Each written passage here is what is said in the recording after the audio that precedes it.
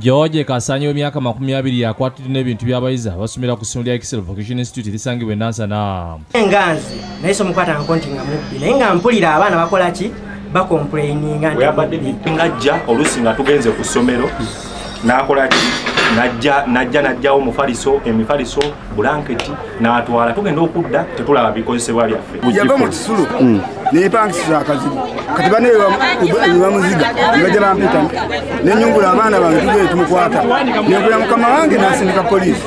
Ku bintu byamukutte n'ebyokuliko emifaliso 6 Piro 2 ne bulangiti batemeza ku poliisi Nansana egenze n'ebijjayo era abayizi bakungende okwetegereza awala emifaliso gyabwe n'ebirala bingi byebamusanze nabyo.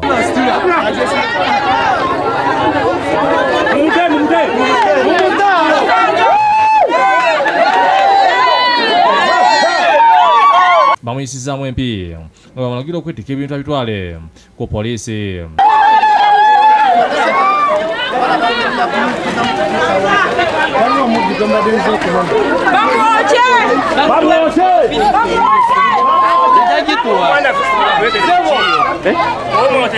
Olumutusiza ku poliisi namusaako empingo ne bamuzeeyo gy'asula okunoonyiza oba waliyo ebintu by'abayizi ebirala by'abadde nabyo. Ne bamusanze ne keesi 2 ne bamulagira okuzigula oba mulimu ebibbe. Bafulumya omuzigo ne bamulinyisa emmotoka eya poliisi okumuzeeyo ku poliisi avunaanibwe.